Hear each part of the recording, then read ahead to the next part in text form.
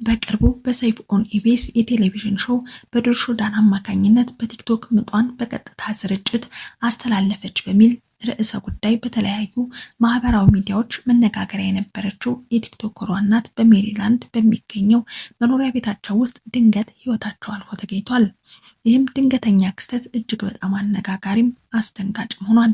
እኚህን እናት በተመለከተ የተሰማው ዜና እጅግ ልብ የሚሰብር ነው። የሀኒ እናት በብዙ መልኩ ሰው የሚወዳቸው የእናትነት ጸጋ የተላበሱ ከልጅ ልጆቻቸው ጋር ያላቸው መቀራረብና ያላቸው ቁርኝት እጅግ የተለየ ነው። ብዙ ሜሪላንድ የሚኖሩ ሰዎች በሚሰሯቸው ክትፎች ይታወቃሉ፣ ይወደዳሉ።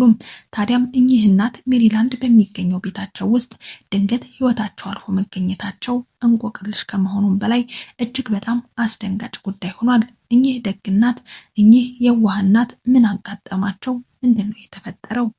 ሰላም እንደምን ቆያችሁልን? የተወደዳችሁና የተከበራችሁ በተለያየ የዓለም ክፍል የምትገኙ ውድ የሳምራን አዲስ ቤተሰቦች በዛሬው መሰናዷችን ከቲክቶከሯ እናት ህልፈት ጋር ተያይዞ አንዳንድ መረጃዎችን ልናደርሳችሁ ነው። በቆይታችንም ላይክ፣ ሼር፣ ሰብስክራይብ በማድረግ አብራችሁን እስከ ፍጻሜው እንድትቆዩ እንጋብዛለን።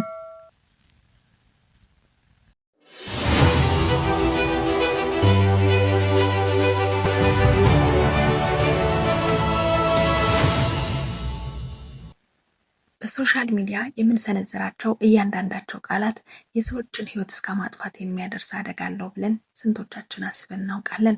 ሰሞኑን ከተሰነዘሩባት ትችቶች ጋር ተያይዞ በብዙ መልኩ ስትወቀስ ስለነበረው የሀና እናት ጉዳይ ጋር ተያይዞ ሀሳባቸውን የሰጡ ሰዎች ዛሬ ዲሲና ሜሪላንድ የሚኖሩ ኢትዮጵያውያንን ብቻ ሳይሆን መላው የሶሻል ሚዲያ ተጠቃሚ ያስደነገጠ ዜና ነው የተሰማው። ከእናቷ ህልፈት ጋር ተያይዞ የታዋቂዋ የቲክቶክ ባለሙያ የሀና እናት ወይዘሮ ደንበጭ ሰርቆባ በዋሽንግተን ዲሲ በሚገኘው ቤታቸው ውስጥ ህይወታቸው አልፎ ተገኝቷል። እንደ ቤተሰብ መረጃ ከሆነም ወይዘሮ ደንበጭ ህይወታቸው ከማለፉ በፊት በነበረው ምሽት ለሚመጣው ታላቁ የመስቀል በዓል ቤተሰቦቻቸውን ለማስደሰት ሲጥሩና ቤታቸውን በበዓል ጠረን ሲያውዱ አድረው እንደነበረም ነው የተነገረው።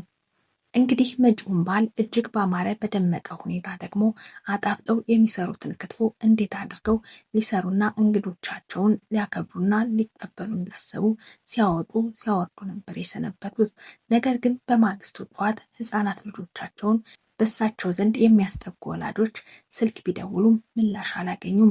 በተጨነቀ መንፈስ ወደ ቤታቸው ያመራችው ልጃቸው ሀና ደግሞ እናቷ በቤቱ መግቢያ በር አቅራቢያ ወደሚገኘው ነፍሳቸው ከስጋቸው ተለይታ እናታቸው ወድቃ እንዳገኘቻቸው ነው መረጃዎች የጠቆሙት።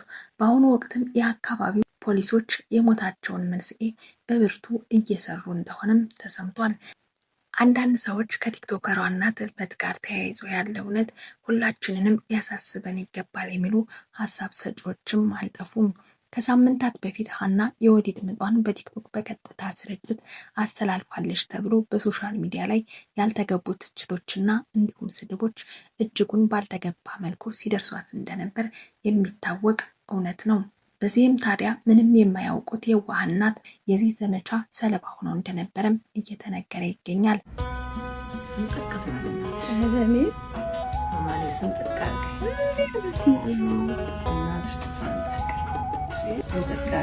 አባቶች፣ እናቶችና ህፃናት በስክሪን ጀርባ በሚሰነዘር የቃላት ጥቃት ልባቸው ሊሰበር እንደሚችል ብዙዎቻችን ግን አናስብም፣ አንገነዘብም።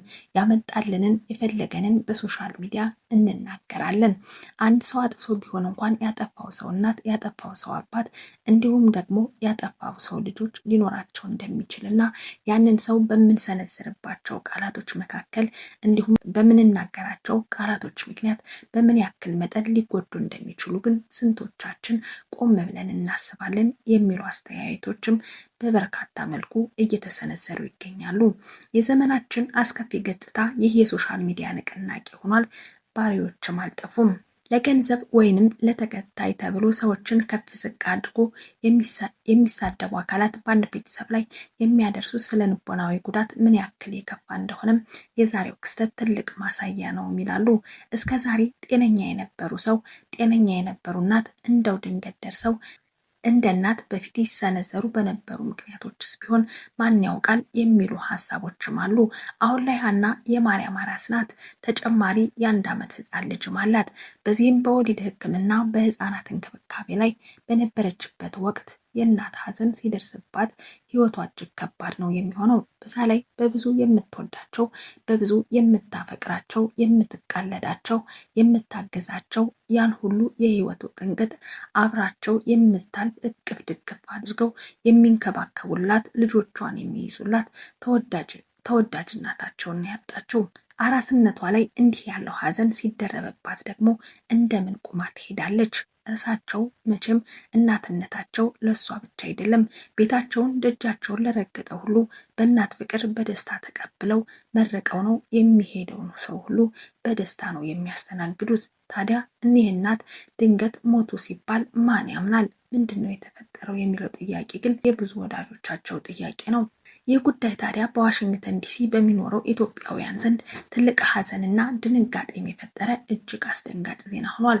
የታዋቂዋ ቲክቶከር የሀና እናት ወይዘሮ ደንበጭ ሰርቆባ በቤታቸው ህይወታቸውን አልፎ ተገኘ የሚለው ዜና ግን እስካሁን አልዋጥ ያላቸው እጅግ በርካቶች ናቸው። እኚህ እናት ሲታዩ የደስደስ ያላቸው፣ ሁሉንም እንደ እናት የሚቀበሉ እናት ከልጆቻቸው ጋር የነበራቸው ግንኙነት እጅግ በጣም የሚገርም ነው። ታዲያ ከቪዲዮቻቸው መካከል የልጅ ልጆቻቸውን አንድ ወቅት ላይ እንዲህ ሲሉም ተሰምተዋል። እናንተ አድጋችሁ ተምራችሁ ተመረቃችሁ ትዳር ይዛችሁ ልጆቻችሁን አይቼ ነው እኔ እንዲሁ አንጀት የሚበላ ነበር። ታዲያም እንደዛ ያለ ህልማቸው እንዴት ሆኖ ከመንገድ የቀረው ምነካቸው የሚለው ጥያቄ እጅግ በጣም ብዙ ነው። ከዚህ ቀደም ከልጆቻቸው ጋር የሚያደርጉት ንግግር በተለይ ደግሞ አንደበታቸው ግራንድማ እያሉ እየጠሯቸው አያታቸውን ሲያዋሯቸው የታዩባቸው ቪዲዮ የእኚህን እናት ህልፈት ላይ የሰው እጅግ በጣም ድንጋጤን የሚፈጥር ነገር ነው።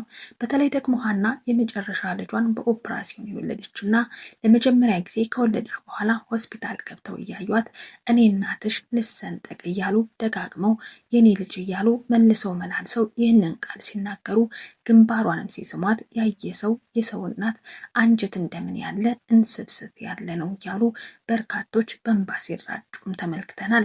ታዲያ እንዲህ ያሉ ግንኙነታቸው ዛሬ ታዲያ በሞት ተነጥቀዋል።